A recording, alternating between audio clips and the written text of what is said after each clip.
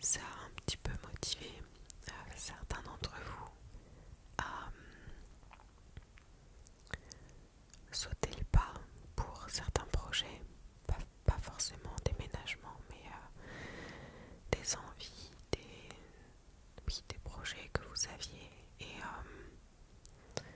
Et en fait, je trouve ça intéressant parce que j'ai vraiment l'impression que quand on a l'expérience de d'autres personnes qui partagent ça, ça motive vraiment beaucoup. En tout cas, c'est mon cas, apparemment pour certains d'entre vous aussi. Je pense que on a trouvé où est-ce qu'on veut aller en tout cas, puisque on a réfléchi et notre envie première était de se rapprocher d'amis à nous qui sont un petit peu partout en France du coup. Mais c'est ce qui nous a manqué ici pendant 2 ans. Donc notre envie actuelle est de se rapprocher d'amis. Et puis après on verra combien de temps on reste. Mais tout ça pour dire que ça m'a permis de faire le point par rapport à quand on a eu ce besoin, j'ai envie de dire, de quitter Paris pour diverses raisons. C'était vraiment un pari fou pour les autres, mais en fait on ne voyait pas du tout de points négatifs, en tout cas on ne voyait pas d'obstacles, de barrières. Je pense que la société fait qu'aujourd'hui quand on a des envies, des projets, très souvent on ne le fait pas parce qu'on nous dit depuis tout petit que non, tu ne pourras pas vivre de ta passion parce que tel métier, tu seras mal payé ou bien tu ne peux pas avoir tel mode de vie. Et enfin sur plein de sujets différents, depuis qu'on est tout petit, on nous répète beaucoup de choses comme ça. Et c'est ce qu'on appelle des croyances limitantes, puisque ces phrases qu'on nous répète deviennent des croyances tout simplement. Et c'est ce qui nous freine très souvent par la suite, tout le long de notre vie, quand on a des envies au plus profond de nous-mêmes. On ne veut pas se lancer parce que on a toujours entendu ces choses-là. Et je trouve ça dommage. J'étais la première, hein, bien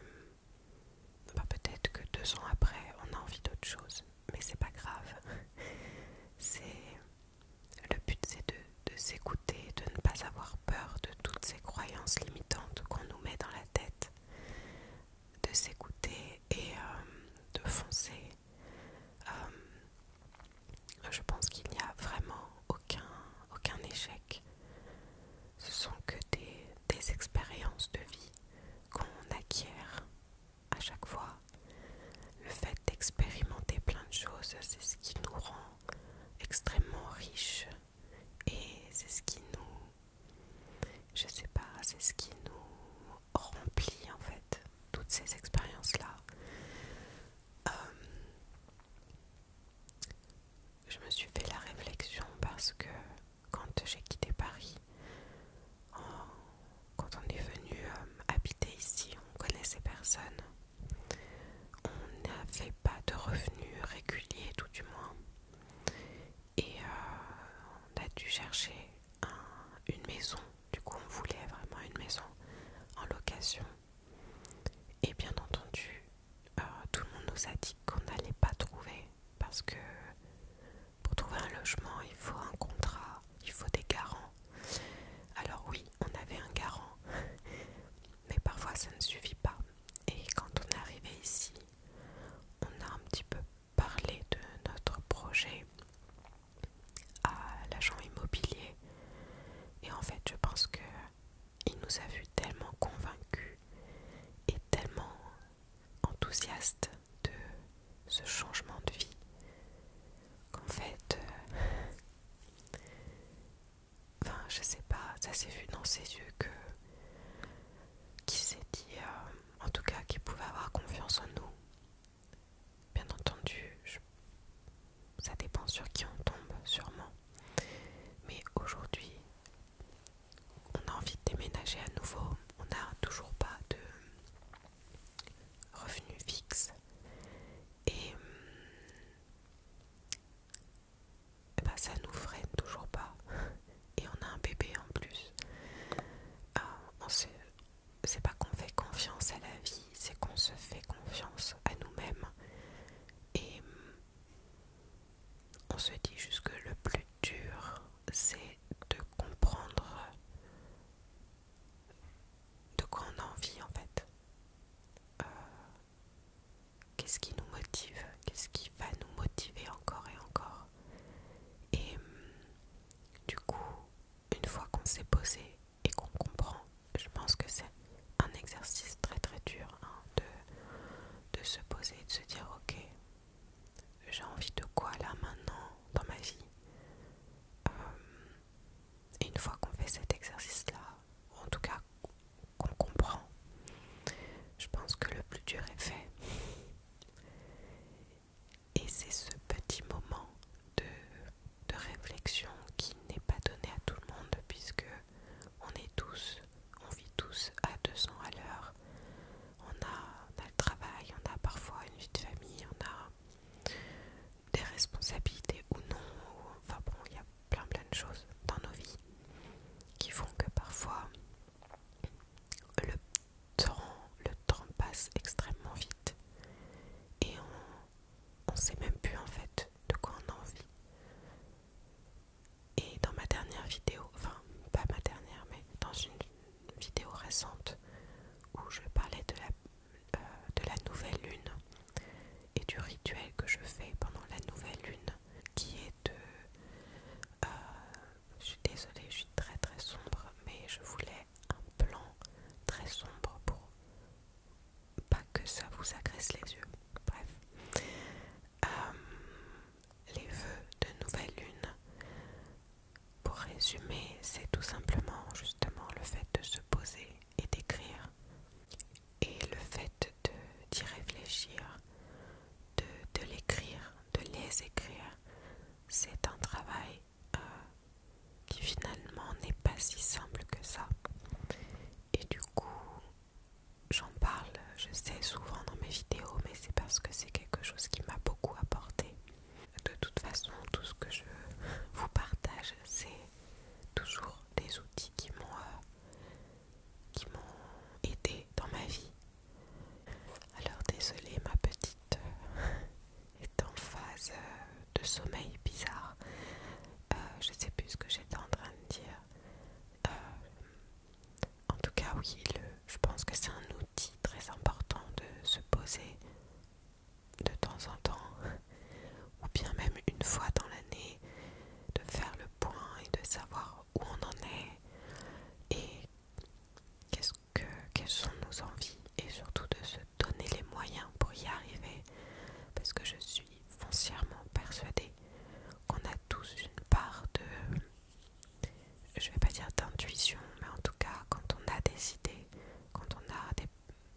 choses qu'on a envie de développer, un mode de vie ou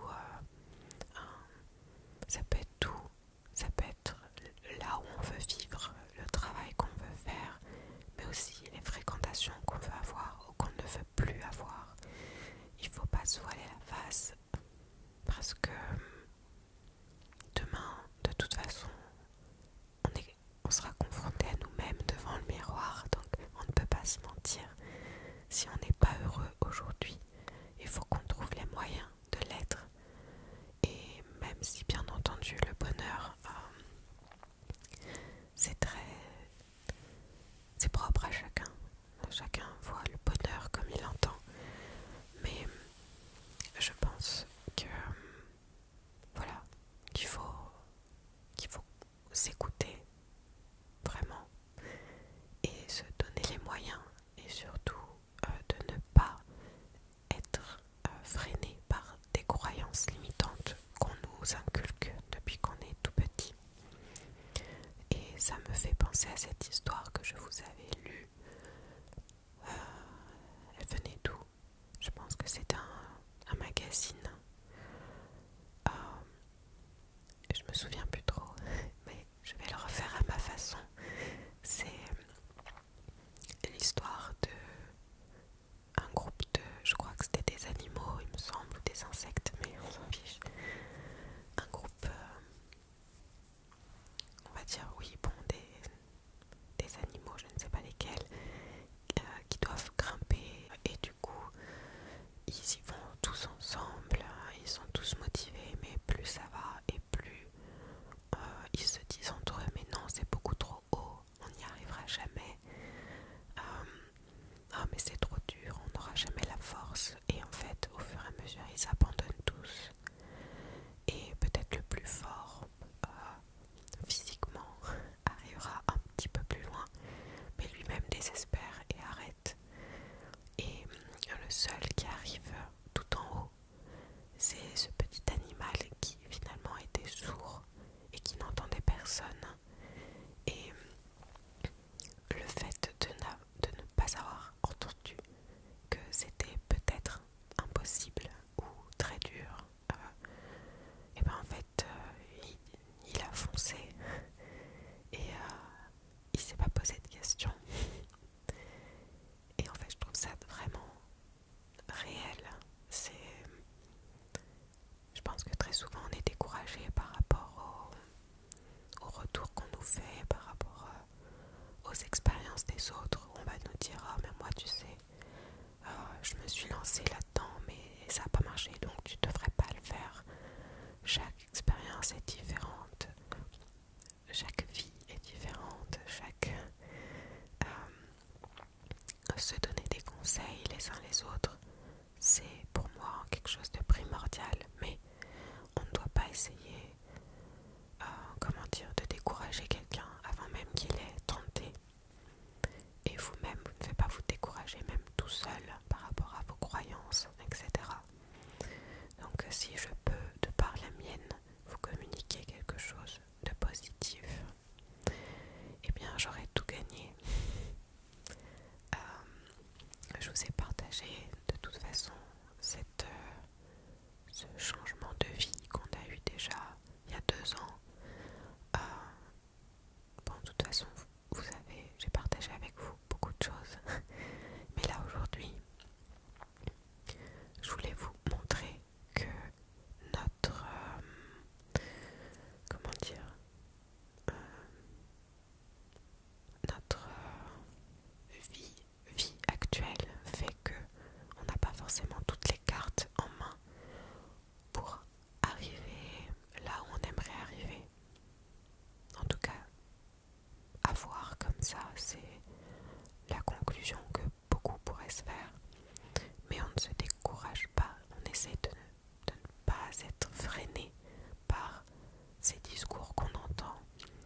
On continue à croire en nous, on continue à s'écouter, à comprendre ce que nous, on a envie.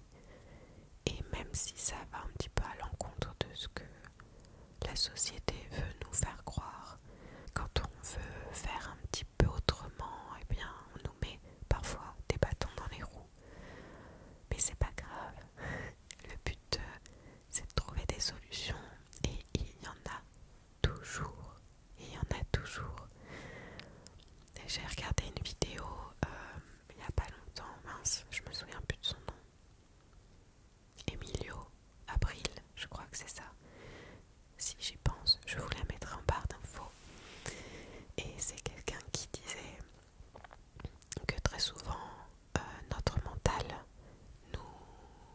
inventent tout type de catastrophes qui pourraient arriver, tout fait comme ça, des histoires dans la tête.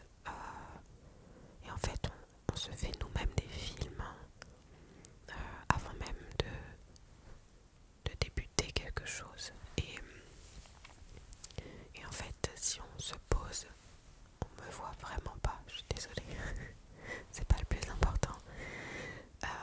Si on se pose quelque part, si on se pose et qu'on se dit ok, là je vais écrire tout ce qui peut m'arriver de pire si j'entreprends telle chose, si je prends telle décision, et bien vous notez le pire qui puisse arriver. Alors déjà vous vous rendrez compte que très souvent c'est complètement exagéré et que ce n'est presque même pas réel en fait, et que même si vous trouvez des points qui pourraient arriver effectivement, et bien le but c'est de trouver une solution avant même du coup que vous fassiez quoi que ce soit. Vous écrivez le pire qui pourrait arriver, mais la solution qui irait juste en dessous. Et du coup, ça permet de relativiser et de se dire non mais en fait j'en fais trop, c'est pas si compliqué en fait. Donc voilà, je viens de comprendre pourquoi je suis aussi sombre.